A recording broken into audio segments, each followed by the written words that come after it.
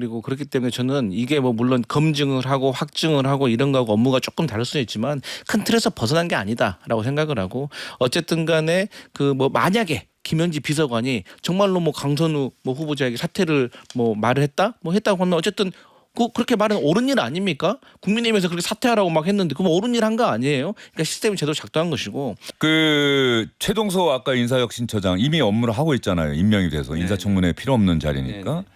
근데 최동서 인사혁신처장 이야기까지 지금 야당이 강하게 또 하고 있는 것 같긴 한데 지금 여권 내부의 기류는 이거 어떻습니까? 이게 자칫하면은 어떤 이재명 정부와 또 문재인 정부의 관계 뭐 이런 부분까지 이 문제가 비화되는 것 아니냐. 일각에서는 또 이런 관측도 나오고 있기 때문에 그 글의 내용이 좀 그래서 그렇죠. 네. 좀 그 건에 가까운 비판을 하고 있어서 문재인 전 대통령에 대해서 상당히 좀 비판적인. 네, 그렇죠. 뭐 자기 나름대로 뭐 인사에 관한 지수를 개발한 모양인데 문재인 대통령 전 대통령은 마이너스 70점 이런 얘기를 했고 그래서 그 전에 그 고민정 의원이 이진수 교육부 장관 후보자에 대해서 평가를 할 때 기본적인 것도 좀 모르냐 실망스럽다 이런 얘기를 언론 보도 했었거든요. 의혹 설명하는 것만 신경 쓰고 왔다가 네, 그렇죠. 교육부 장관서 기본적인 것조차 아예 인지를 못하고 온 것 아니냐. 네. 그리고 강선우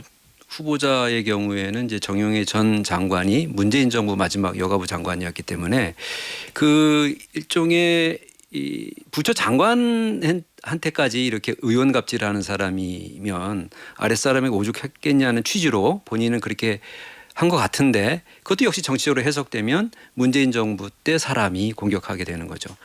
그거를 이제 정치적으로 해석하는 건 저는 좀 과도하다고 생각했는데 이 최동석 처장의 경우는 좀 양상이 다른 것 같아요. 그러니까 문재인 정부에 대해서 대단히 비판적인 시각을 가지고 있고 그래서 최근 나온 보도를 또 이제 추가적으로 보면 우상호 2023년 민주당이 대선 패배한 뒤에 우상호 당시 민주당 의원에 대해서 이런 애들이 민주당을 다 말아먹고 있다라든지 현재 대통령 비서실장인 강훈식 의원에 대해서는 정치판에 훨씬 더 못하도록 해야 된다 뭐 이런 얘기를 했던 것으로 되어 있고 또 조국 혁신당의 전 대표인 조국 전 대표에 대해서도 이런 말이 있는 표현이 있는지 모르겠는데 있어빌리티 그러니까 있는 것처럼 뭐가 네, 딱 들어보니까 알긴 알겠더라고요. 무슨 뜻인지. 네, 뭐 이런 얘기를 하면서 실제로는 그만한 능력이 없는데 그냥 외모가 훌륭해서 외모만 딱 보면 뭔가 있어 보이는 능력이 있는 것처럼 보이는. 네, 그런 얘기죠. 그래서 뭐 이런 평가는 할 수 있는데 여기에 조국은 문재인이나 윤석열이나 큰 차이가 없다.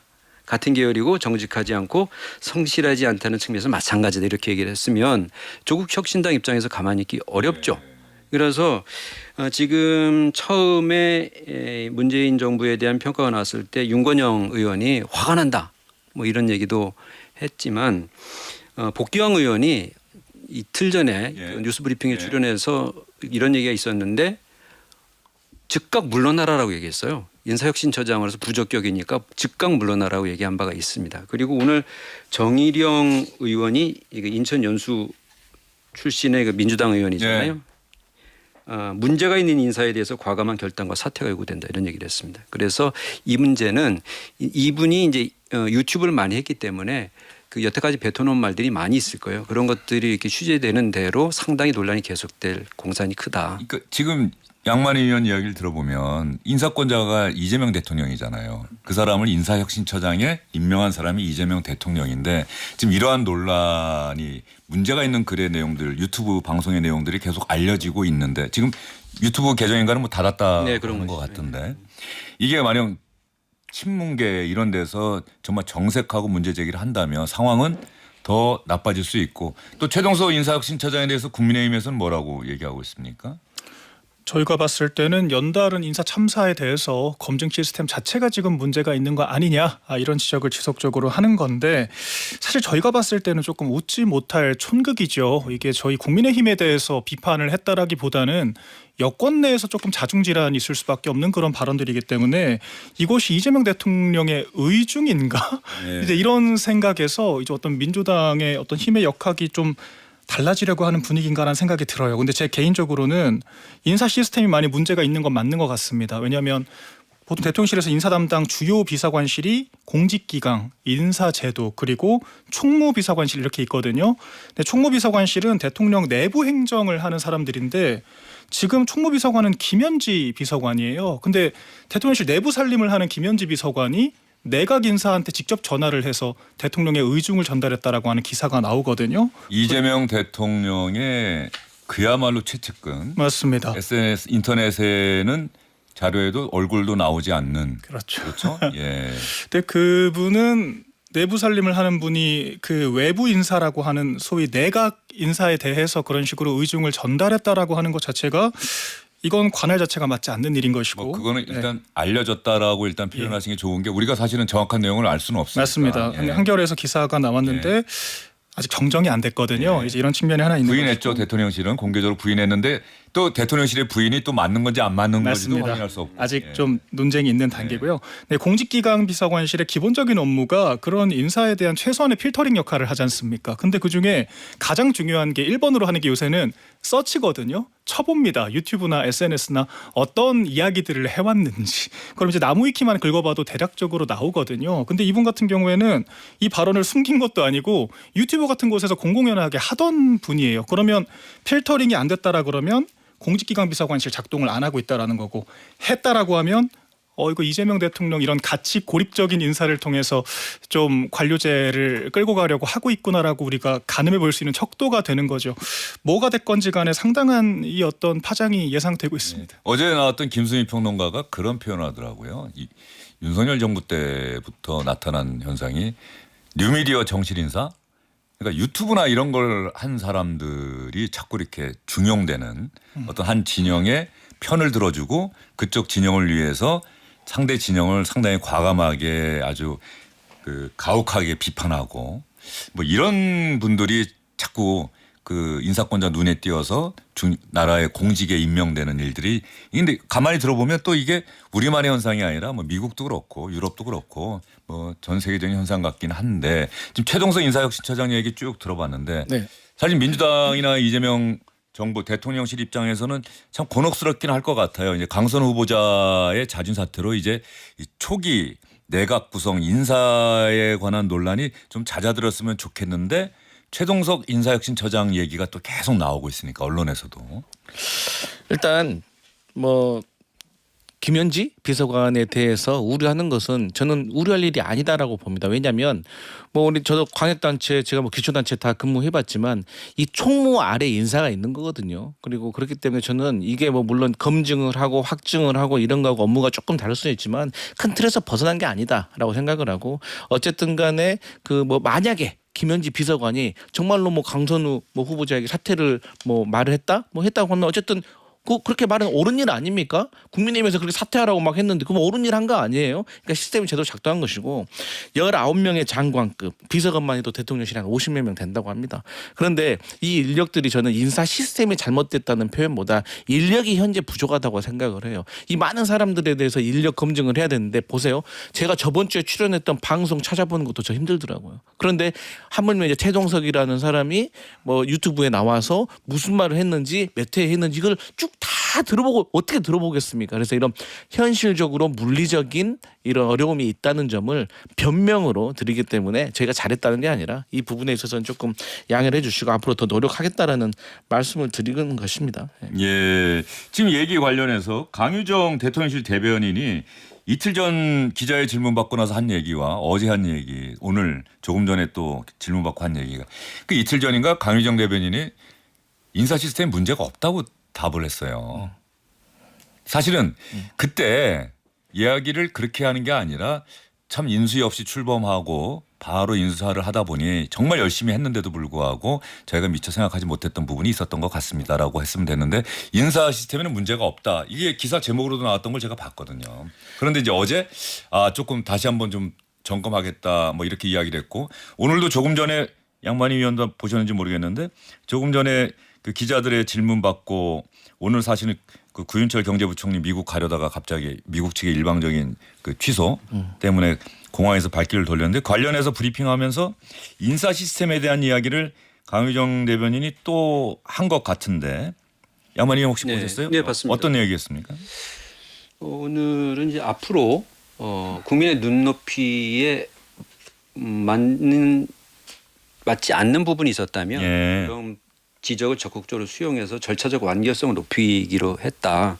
예를 들어서 전에는 비서관 인선의 경우에 굳이 이전에 모든 저서를 읽어보거나 저서 안의 표현까지 들여다보지 않았는데 이런 부분도 검증할 수 있다 이렇게 얘기를 했습니다. 이 예. 국민통합비서관의 경우에 이제 야만의 민주주의라는 문제가 예. 된 그 책 예. 얘기인 것 같은데 결국은 그 이전에 그런 검증이 안 이루어졌다라는 부분은 이제 인정한 것이죠. 그런데 강유정 대변인이 이전 발언 중에서 아무런 문제가 없다라고 하는 부분이 그러니까 국민들을 설득할 수 없는 거예요. 왜냐하면 당시에 이미 3명이 낙마했고 결과적으로 강선우 장관 후보자까지 해서 내각에서 2명, 대통령실에서 2명, 4명이 이미 낙마를 했어요. 그러면 결과적으로 인사 검증이 제대로 안 돼서 인사 실패가 된 거잖아요. 그러면 시스템에 문제가 있다라고 얘기를 해야죠. 그런데 그때 뭐라고 그랬냐면은 그 책 문제는 검증의 바운더리 밖에 있었다라고 얘기를 하는데 어떻게 책을 그 사람 교수거든요.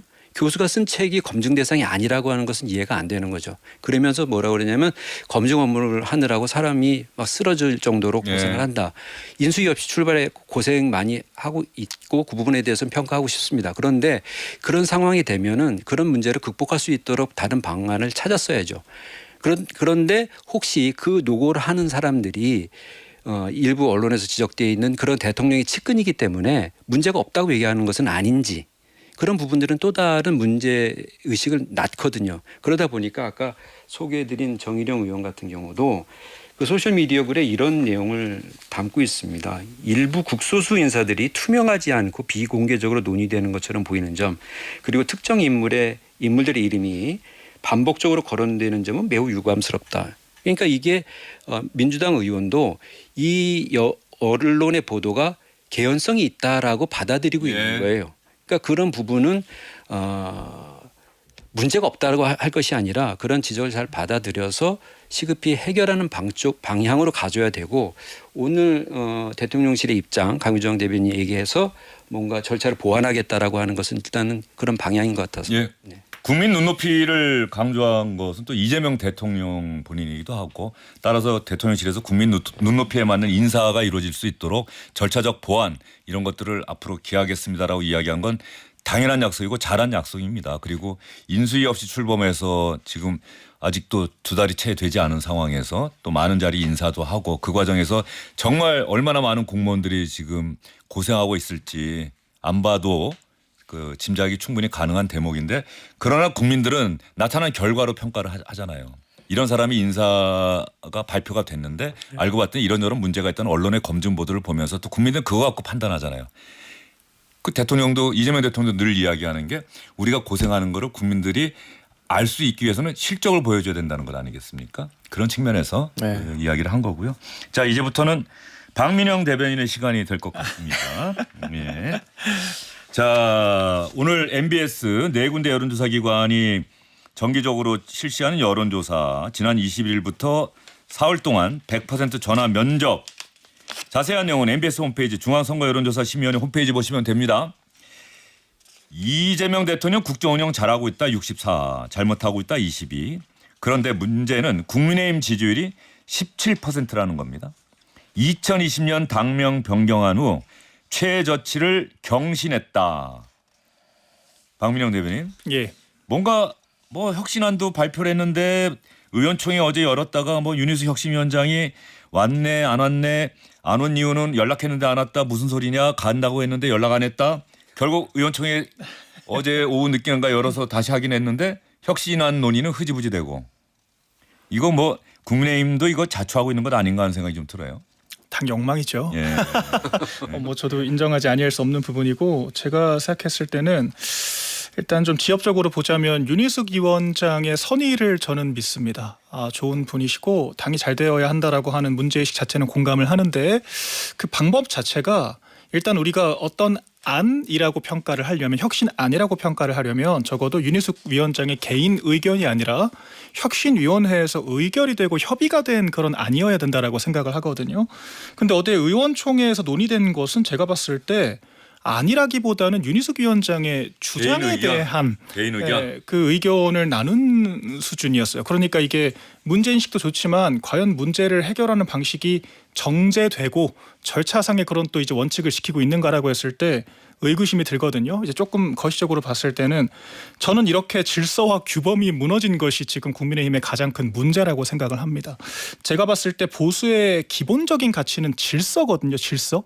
그러니까 이게 법과 규범을 지키는 사람들이 안심하고 살아갈 수 있는 그런 사회를 만드는 것이 보수인 것이고 당 역시 그렇게 규범과 질서로 움직여야 되는 건데 저희 당이 어느 순간 상벌 체계도 없고 시스템도 없고 그저 중구난방 자기 할 얘기만 하는 그런 정당이 된 것 같아요. 자기가 주인공이 되고자 싶어하는 사람들이 그저 하고 싶은 말 하는 그런 정당.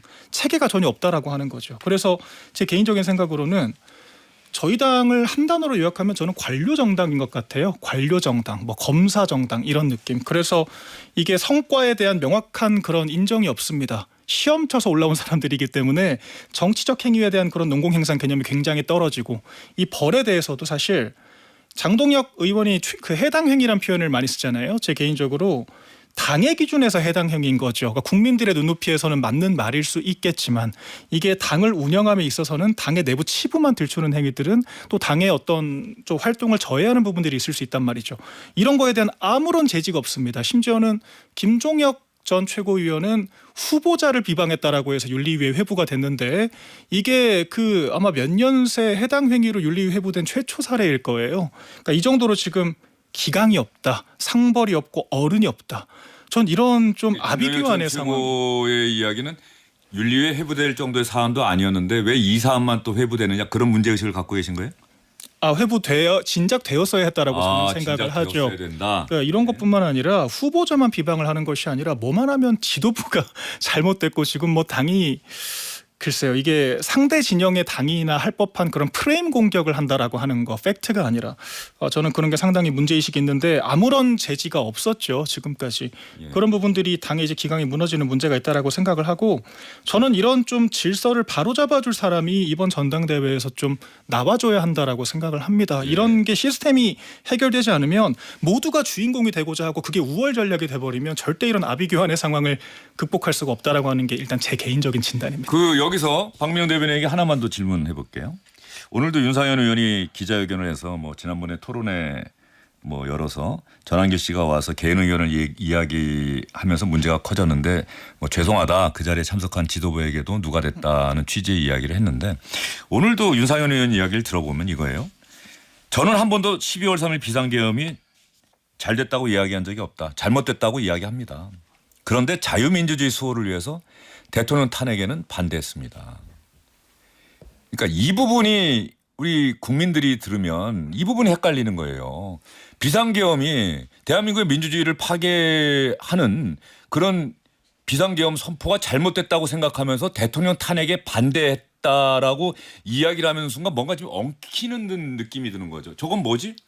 아니 비상계엄이 잘못됐으면 당연히 그 대통령 탄핵돼야 되는 게 맞는 거 아니야? 그 이면에는 대통령 탄핵하면 이재명 당시 민주당 대표에게 정권을 헌납하는 거니까 탄핵은 안 된다. 시간 끌자. 그럼 법원에서 재판되고 이게 지금 그 국민의힘의 근본적인 문제의 출발이 아니냐는 생각이 드는데 한번 네. 이미 여러 번 질문 드렸다서 하니까 좀 짧게 한번 얘기해 주실래요? 일단 정치는 아까 우리 앵커께서 말씀하신 것처럼 뭘 하느냐도 중요하지만 뭘 보여주느냐도 중요하지 않습니까? 그런데 비상계엄 선포가 있기 전까지 그 윤석열 정권이 보여준 게 전 없었다라고 생각을 합니다. 이를테면 지금 특검도 굉장히 왜곡된 부분들이 전 많다라고 생각을 해요. 이를테면은 북한이 오물풍선을 몇 달 동안 지속적으로 던졌고 이에 대한 비례적 조치로 저희가 드론 파견 등의 군사 작전상의 그런 의결을 한 겁니다. 그렇다라고 했을 때 이걸 외환유치죄로 처벌할 수 있느냐 저는 의문이 있다라고 생각을 하거든요. 근데 왜 이런 것들이 특검에 통용이 되느냐 저희가 설명을 제대로 못했기 때문입니다. 또한 최상병 이슈도 마찬가지로 국군 통수권자가 수사권이 없는 해병대 수사단에 대해서 일부 이 현장 지휘상 발생한 문제 때문에 사단장까지 옷 벗는 것이 관례화되는 것은 군사 지휘통제상 문제가 있을 수 있다라고 의견을 제시하는 것은 정치적 비판의 대상은 될 수 있을지언정 법적 처벌 대상은 아니라고 저는 생각을 하거든요. 근데 이런 것들이 전혀 언론 대중상으로 알려진 게 없습니다. 그냥 거짓말하기 급급했죠. 전화를 했니 안 했니, 경로를 했니 안 했니 이런 것만 따지다 보니까 제대로 보여주질 못했습니다. 그런데 비상계엄 국면에서 탄핵을 왜 반대했어? 라는 그 행위 자체를 비판하시면 저는 그런 비판 충분히 있을 수 있다라고 생각을 합니다. 그런데 정치의 결과론으로 봤을 때는 저희가 보여드린 측면은 있는 거죠. 이 비상계엄에 이르기까지 어떤 인과성이 있었는지 실제로 그 과정에서 민주당의 30여 차례 탄핵을 비롯한 여러 가지 과실들, 그러니까 이게 100대0 과실이라고 할 수 있을까에 대한 그 물음표를 던진 거거든요. 그리고 그런 것들이 실제 양당 지지율이 팽팽하게 맞붙는 형태로 갔던 것도 사실입니다. 그래서 이것이 옳고 그름의 관점을 떠나 진영을 지킨다라고 했을 때는 필요한 측면들도 있었다. 아마 그런 얘기를 하시는 게 아닐까. 박민영 대변인 그 말씀 들으면서 그게 바로 국민의힘의 지금 근본적인 문제점이라 생각이 드는 거죠. 그 옳고 그름 때로는 옳고 그름을 얘기해야죠.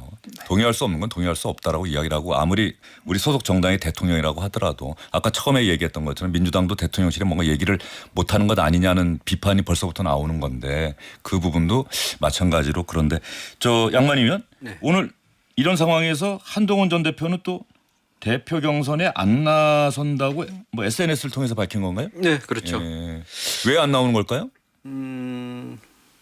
뭐 실리를 따진 거 아닐까요? 정치적 실리. 그러니까 이번 같은 나왔다가도 또 안 될 가능성도 있고 또 된다고 하더라도 1년짜리일 가능성이 있다 뭐 이런 겁니까? 뭐 많이들 얘기하는 대목 아닌가 싶습니다. 그리고 상처뿐인 영광이 될 수 있고 왜냐하면 특검 수사를 온몸으로 받아 안아야 되는데 여하튼 이번 다음에 전대에 나와서 다음 총선에 공천권 행사하는 것이 현실적으로 낫다. 그리고 결국은 지금 너무 밭이 험해서 여기다 씨를 뿌려봐야 보람이 없을 것이다. 이런 이제 현실적인 판단을 한 것 같은데 근데 다만 오늘 올린 글에 보면은 기득권 다툼을 안 하겠다는 얘기를 하면서 그 대신 다른 정치를 하겠다고 하면서 이 국민의힘이 극우화하는 부분은 좀 막아야 된다는 얘기를 하고 있는데요. 극우 네. 아스팔트 우파라고 네. 하는. 그러니까 지금 국민의힘의 전당대회를 두고서 이제 크게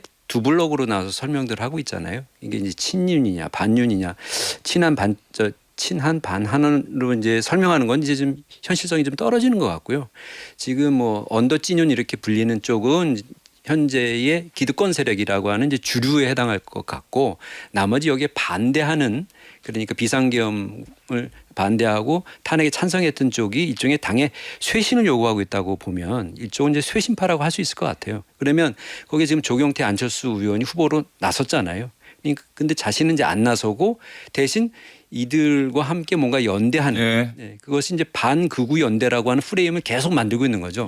왜냐하면 주류가 극우까지도 포용을 하는 그런 당을 망치는 조치를 하고 있기 때문에 이걸 막아야 된다라고 얘기를 하는데 여기에 오늘 오세훈 시장하고 안철수 의원이 또 만나가지고 뭐 쇄신 얘기를 했다는데 오세훈 시장도 역시 인적 청산 얘기를 하고 있거든요. 그러니까 책임 있는 사람들은 물러나야 된다고 얘기를 하면서 기득권을 지키려는 사람들이라고 지칭하면서 당을 파괴해야 된다고 얘기를 하고 있어요. 그러니까 이런 한쪽이 구락부라고 해야 되나 한쪽이 블럭이 만들어지고 있는데 이 부분에서 뭔가 정치적 리더십 그러니까 정치적 서포트를 하겠다라고 하는 걸 이번 전대 국면에서 자신의 어떤 위치로 자리매김하려고 하는 것 같습니다. 알겠습니다. 그런 국면에서 오늘 윤상현 의원 기자회견이 있었고 주진우 의원 요즘 뭐 뉴스의 인물이기도 하죠. 민주당에서 상당히 또 공세 비판을 하고 있는데 대표 경선 출마를 선언했어요. 윤상현 의원과 주진우 의원의 오늘 발언 내용 한번 들어보도록 하겠습니다. 당시 내빈으로 오신 전한길 강사가 즉석에서 덕담 성격의 짧은 축사를 요청을 받고 행사 취지하는 다른 개인 의견을 피력했습니다. 이를 두고 판을 깔아줬다거나 연사로 초청했다라는 곡해가 있으나 이는 지나친 잘못된 해석입니다. 최근 여러 사태를 겪으면서 저는 생각이 다르다는 이유로 서로를 배척하고 낙인 찍는 뺄셈 정치를 지향하고 다양성을 포용하는 덧셈 정치로 나아가야 함을 다시 한번 절실히 깨달았습니다. 전당대회가 며칠 남지 않은 상태에서 이 혁신위원회 안을 가지고 계속 왈가왈부 진행이 논란이 계속되는 것은 당의 어떤 전열 정비에 저는 도움이 되지 않는다고 판단하고 있습니다. 인적 쇄신안은 저의 입장은 간단합니다. 지난 정부에 대한 평가는 이번 대선에서 드러난 것입니다. 그렇다면 지난 정부에 우리 당을 이끌었던 또 앞장섰던 분들은 이 선으로 물러나는 것이 맞고 또 이 선으로 실제 물러나서 정치적 책임을 지고 있는 상황입니다. 다만 출당을 하거나 부정활동이 3년이 남았는데 갑자기 불출마 선언을 하는 것은 저는 현실적이지 않다고 생각합니다. 국민의힘의 이야기이긴 하지만 뭐 어떻습니까? 주진우 의원이 어쨌든 지난 정부에서 저기 주류였던 분들은 또 책임지는 게 마땅하다 또 이렇게 이야기하고 윤상현 의원 이야기도 들었는데. 뭐 주진우 의원은 본인은 뭐 지난 정부에서 주류 아니었습니까? 재밌네요. 예. 그러니까 어쨌든 지금 국민의힘에서 혁신 얘기하고 뭐 이런저런 얘기하는데 그게 다 끝나버렸어요. 뭐 하나로 전환길 한 단어로 끝나버린 거예요. 전환길이 입당하는 거에 따라서 완전히 누가 혁신을 하냐라는 그 아젠다가 어디로 날아가 버린 것 같고 그럼에도 불구하고 이제 결국 저는 이제 국민의힘의 당대표 선거에 나서는 사람들에 대한 그 승부처는 저는 자격이 있는 사람이 나오냐 그렇지 않는 사람이 나오냐 저는 이게 제일 중요한데 그러면 자격은 어떤 사람이 있냐 저는 두 가지가 있다고 봐요. 첫 번째 계엄에 반대했느냐 혹은 계엄을 옹호했느냐 두 번째 그러면 탄핵을 찬성했느냐 탄핵에 반대했느냐 최소한도로 국민의힘의 혁신 당대표가 돼야 될 기본 자격 두 가지는 계엄에 반대하고 탄핵에 찬성했던 사람들이 나와야지 이게 정당성을 부여받는 것이지 추진우 의원 과거에 탄핵 기각될 것이다 윤상현 의원 뭐 집회 올라가고 장도경 의원 뭐 세이브 코리아 뭐 집회 네. 나와가지고 얼마나 그런 얘기 많이 했습니까? 그래서 저는 국민들과 당원들이 심판할 것이다. 그런 생각합니다. 예, 알겠습니다. 박민영 대변인 이야기는 다음 기회에 또 드리도록 할게요. 오늘은 여기까지 듣겠습니다. 세 분 수고 많으셨고요. 예, 고생하셨습니다. 주영진의 뉴스 직격 오늘은 여기까지입니다. 청취해 주신 시청해 주신 여러분 고맙습니다.